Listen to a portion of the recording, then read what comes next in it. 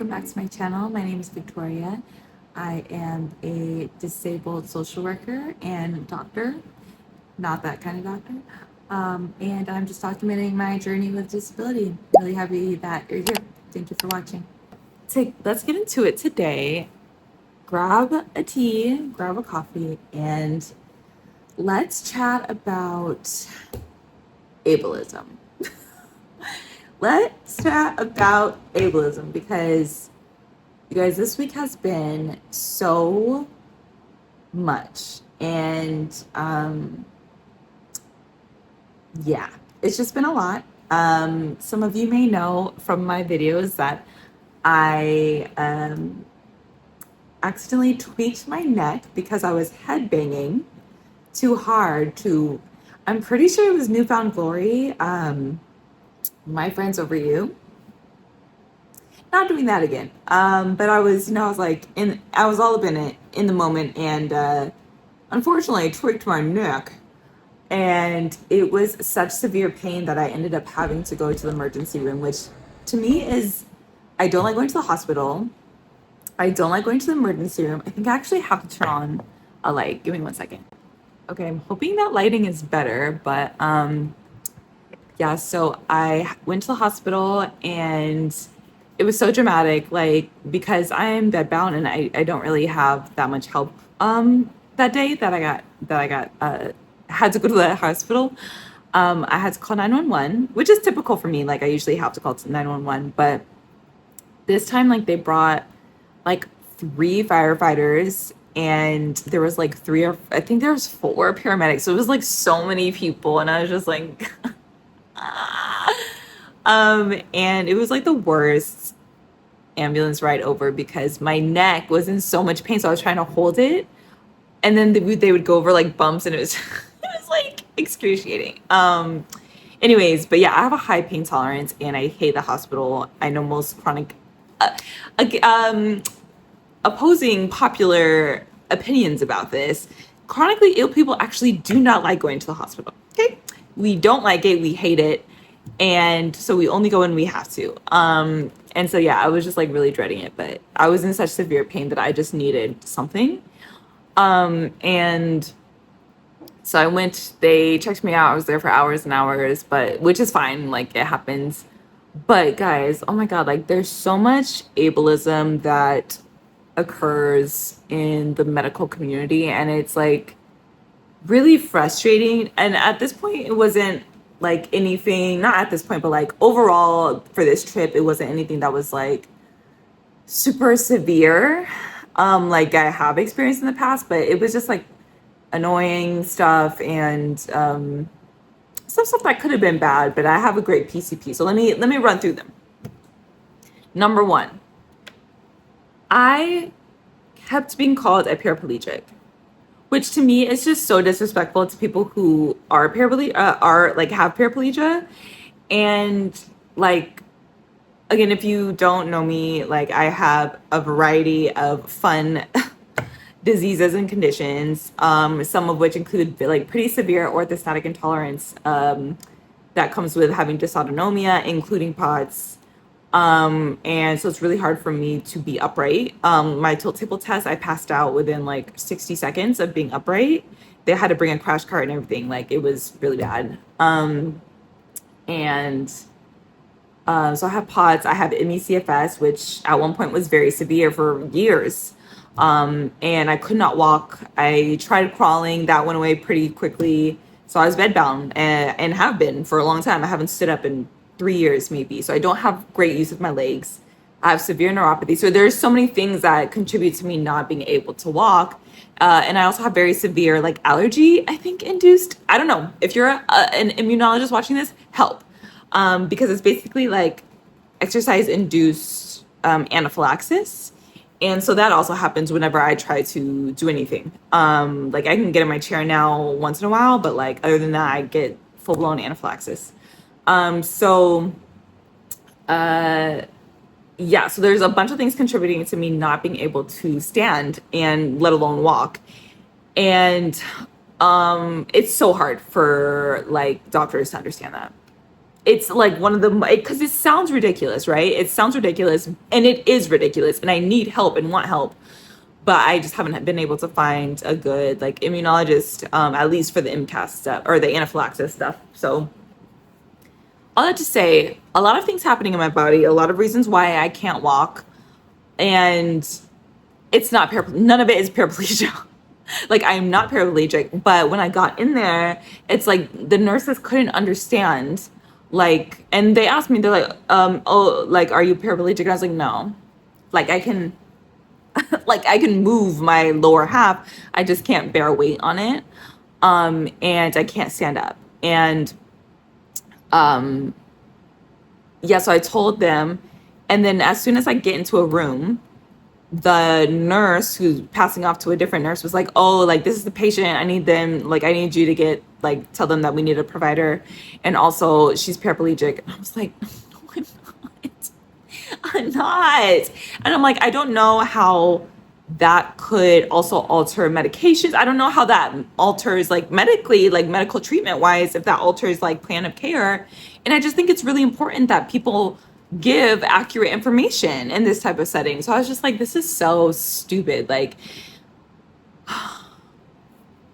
so that was one thing. It's just like, get, and I handed them a document that I made, which, by the way, the paramedic told me I should sell these templates that I use. But it has all of my information, all of my allergies, all my conditions, all of my doctors, all laid out, very clear. And still, paraplegia. Like, guys, it's just so,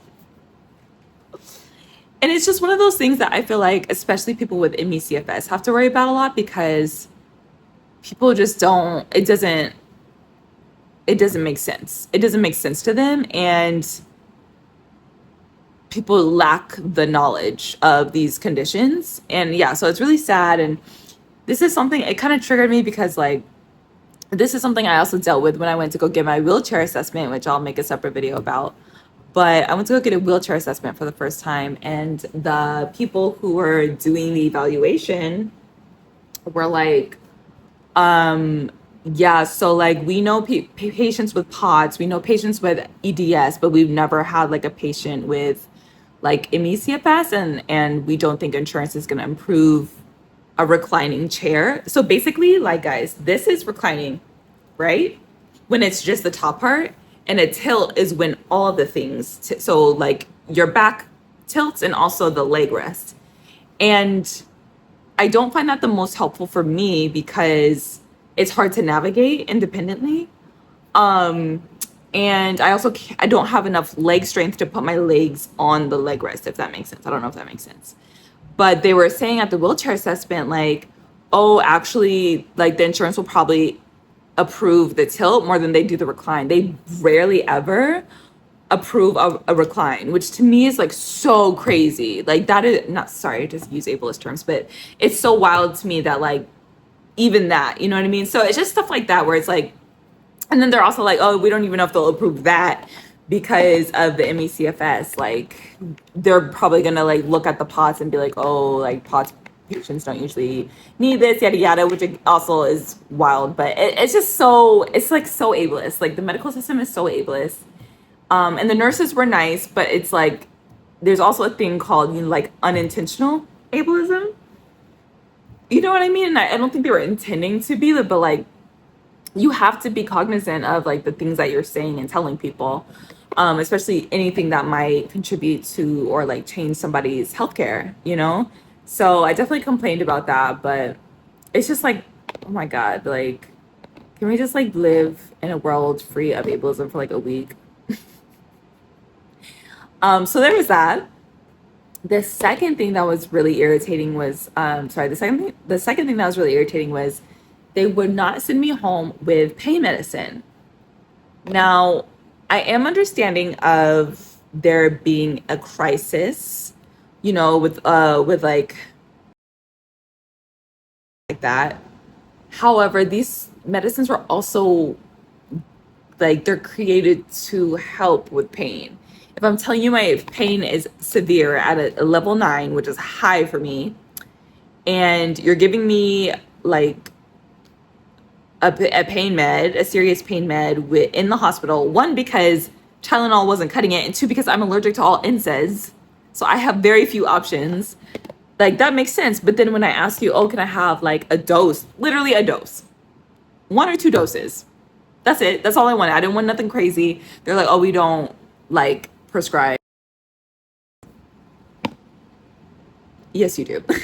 That's yes, you do. You're in an emergency room. Like, yes, you do. But so that was really irritating. And then I had to deal with like the pain that night as well. And it just extended my pain. And that was also a little triggering. It wasn't anything severe because I knew I have a great PCP who looks out for me. And I just texted her and she filled it the next day for me. But it's just frustrating, like to know that, oh, if I'm in a pain crisis, I might not be able to rely on the hospital to like discharge me with adequate pain medicine. And I'm privileged to have a great PCP and pay out of pocket for a PCP, but like others don't. And that was me before too. Like, I didn't have proper care. And so, yeah, it's just like a little frustrating.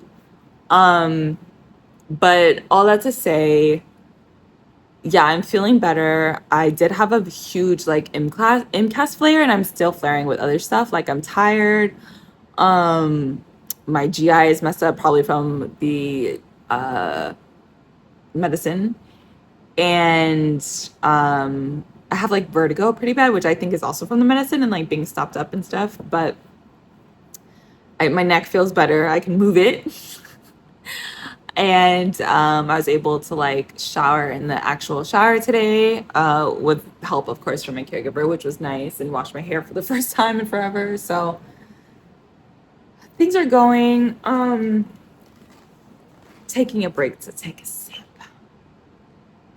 The only other thing I wanted to talk about was like, I can't talk about this like super publicly yet because it's not finalized, but I basically have like been in a huge writing mode for a project, and I was like killing it. Like, my mental health was pretty good. I was being cognizant of my imposter syndrome, and I was doing like 1,600 to 2,000 words a day, which is like incredible for me given like all my trauma with writing from grad school and like being sick and just working through that. And so I was on like a stride. Work was calming down, so like and I felt really happy to be writing. Like, I woke up and was like excited to finish parts of this piece. And some of it also feels like a little bit of spiritual warfare. And I know some people aren't Christian on here, and that's totally okay. I am, and so I talk about it a little bit also, obviously. But it did feel like a little bit of spiritual warfare, like recently. Like, I feel like once I got in my vibe, like, I feel like the enemy was like, oh, now's the time to try and distract her with thoughts about imposter syndrome, thoughts about not being good enough. And then when that didn't work, when I was like, been there, done that, try harder, he did. And and I feel like the injury, and then like feeling like I'm not going to be able to hop back into that stride, and like feeling like or feeling like I need to rush back into it to writing, and I've just been dealing with a lot of that this week. And I feel like that's also the enemy, because I feel like what I've learned about the enemy is he tries to attack me by putting me into a mental space that I know will really keep me down for months. And I felt like some of that was happening. And like, maybe not even necessarily the injury was like the devil, right? That was just me headbanging too hard. But I do think that the mental thoughts, that sort of attack was like it felt like spiritual warfare a little bit. I'm not gonna lie. So I've just been like praying, and like my Bible study group has been really helpful, and I've just been like trying to give myself grace, because like, who's in a rush for anything? Like, it's crib time forever, and yeah, I was in a stride and I can get back there again, and if I don't, then I don't. But like, my health matters, my mental health matters, and like taking the time I need, but also remembering that like the devil does not control my what God wants for me to do. And I think that has been helpful in me, like just trying to have peace of mind. So I haven't jumped back into writing yet, but I did do some work towards the end of the week, and I've, just been chilling, sleeping, watching TV, nourishing my body as much as I can to try and get back to homeostasis. But yeah, so that's been this week. And yeah, guys, I don't know, just continuing to try my best. Yeah, I had to prolong like a test that my GI doctor wanted me to do, and I had to prolong test my PCP wants me to do, and my hematologist wanted me to go in, and I couldn't. So there's so many things I have to do, but I'm just like, you know what? People gonna have to wait, and I'm gonna have to give myself grace, because what's the point? What's the point of stressing myself out over stuff when I was just in the ER, like. And I'm on disability anyway. And where do I have to go? So yeah, guys, it was a lot. It's been a lot. Definitely been struggling with some mental stuff, but I feel okay. I'm feeling better. I feel okay. And yeah, I'm just tired of like the ableism, and dealing with that is just like, it's so frustrating. But yeah, I'm interested in how folks are doing, and like what else you like are interested in hearing from me. And yeah, I'm gonna keep updating you guys as much as I can about stuff that's going on. And yeah, I really appreciate you for watching. Thank you so much again, and I'll talk to you soon. Bye.